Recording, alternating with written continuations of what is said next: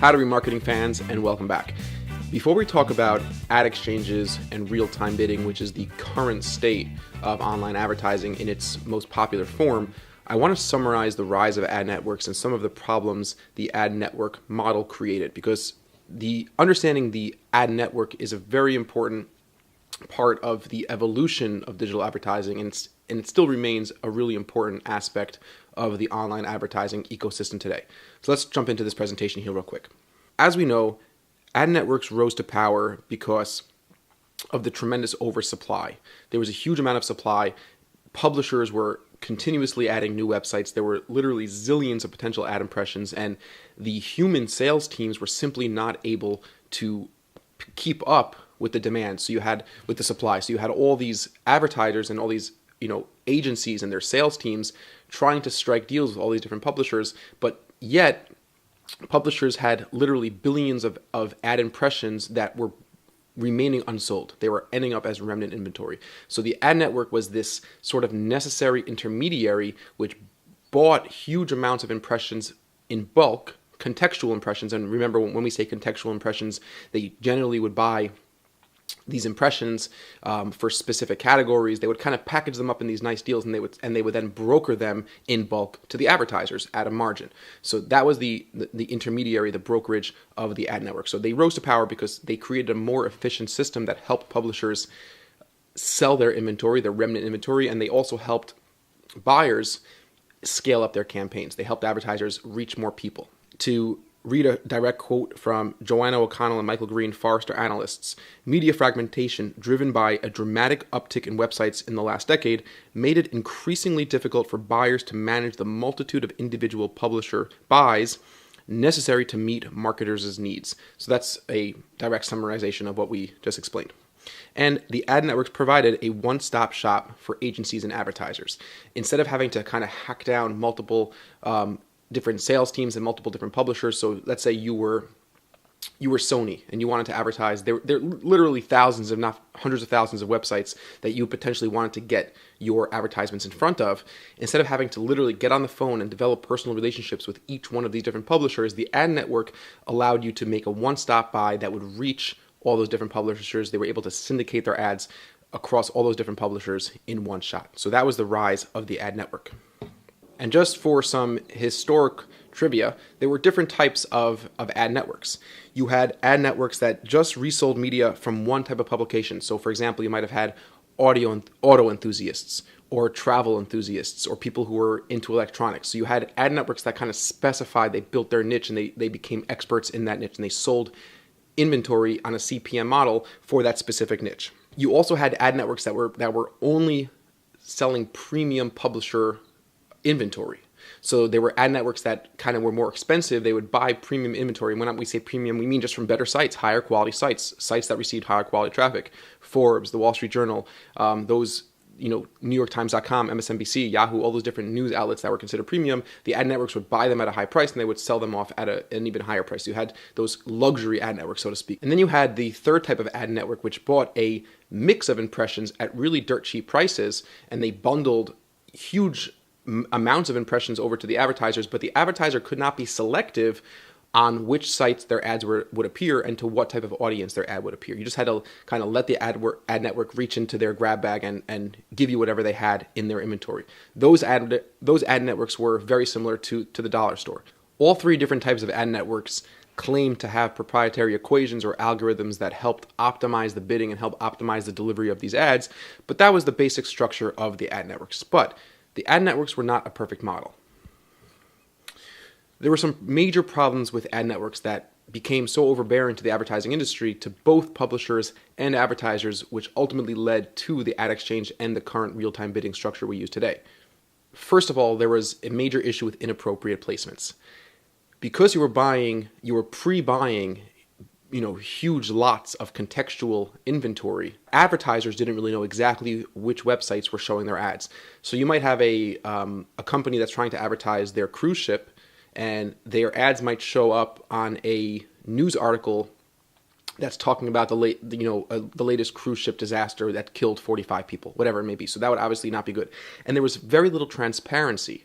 these ad networks, because they had so much control, because they had so much power, because they were so necessary at the time, they weren't very transparent with which websites these ads showed up on. Some of the ad networks did, some of the ad networks didn't, but there wasn't a lot of trust or transparency in that system, in the relationship between publisher, ad network, and advertiser slash buyer slash agency overall. So there was a real lack of transparency, which ultimately led to a lot of inappropriate placements where advertisers were bidding and buying inventory that they really didn't want. So that was one of the major issues. There was also a lot of confusion in the pricing model between the ad networks, buyers, and publishers. Ad networks were buying inventory and they were reselling it to the advertisers, but the advertisers didn't know what cost the ad networks were paying for the inventory that the advertisers were buying for a marked up price. They knew that there was some sort of profit margin. Of course, everyone's got to make a buck. There's no problem with that, but they didn't know how much. And that confusion is a major point. It's a major factor because an advertiser who's spending tens of thousands, hundreds of thousands of dollars a month on buying this inventory from the ad networks, in the back of their mind, there's this nagging feeling, hey, if I would have cut out this middleman, if I would have just, picked up the phone and called these publishers directly, I could have gotten a much better price. If these ad networks are making such a profit, then obviously these publishers are willing to sell pretty low. So there was a lot of confusion about the pricing model. And that led to just a kind of souring and a distrust or lack of trust in that relationship. Similar on this line, there was this idea of pricing resentment, otherwise known, people in the industry call this channel conflict. They were saying, as we just described, if a publisher is really willing to sell all this inventory, all their remnant inventory to ad networks for so cheap to the point where the ad networks can make such a profit reselling it to the advertisers and the agencies. I know this is getting confusing, but it's really just keep in mind, it's that same relationship between advertiser and publisher the entire time. If publishers are willing to sell this inventory for so cheap to the ad networks, and the ad networks sometimes even resell it to other ad networks, and that ad network sells it to another ad network, there were sometimes so many different stops, then the advertiser started thinking, then why go through this whole ad network process anyway? Let's just go to the publisher and tell them we're only going to buy inventory at this lower price. The advertisers were also still buying premium inventory, remember. They were still buying a certain amount of their budgets. A certain amount of advertiser budgets were still going to premium direct buys. I was picking up the phone, we were developing a relationship, we negotiated a deal. What happened with the ad networks was it showed that the publishers would really be willing to sell this inventory for cheaper. So this pricing resentment, this channel conflict led advertisers to kind of say, okay, I'll give up the scale, I'll give up a little bit of the reach that I could have, but I'm going to knock on your door and I'm going to demand a lower price for your premium inventory because you showed that you'd be willing to sell that inventory for cheaper on the ad networks. So that's what led to that pricing resentment. The last issue is duplicate buys. Because we had so many different ad networks and one ad network was buying the inventory from the publisher and there was a lot of confusion and a lot of duplication of selling the same inventory. So that same spot on a website, and this is an oversimplification, it expands to millions and billions of impressions, but those same spots and websites were being sold to different ad networks more than once. So it was a kind of below the table, I would call it fraudulent practice on the side of the publishers that were reselling the same ad spot to different ad networks. What that led to was different ad networks approaching different advertisers and selling their block of impressions, which were supposed to be unique or exclusive, and this advertiser was going to get 1 million impressions, but the same advertisers were buying the same impressions over and over and over again, and of course you could only have one ad in one ad spot at a time. What it turned into was big brands that had lots of money, that were spending millions of dollars a year and tens of millions of dollars a year on advertising. They were just throwing money at it because they still relied they still relied on their traditional media outlets like print, like TV, like radio, like newspapers. That was the core at the time of the ad networks. For big companies, online ads was still a pretty small piece of the puzzle for these agencies. So they say, okay, put 50 grand into it this month, put 250 grand into it this month. If they bought the same inventory 10 times, if it showed up on bad sites, if there wasn't so much transparency, fine. So the big brands were able to get in because there was just the marketing budget was there, regardless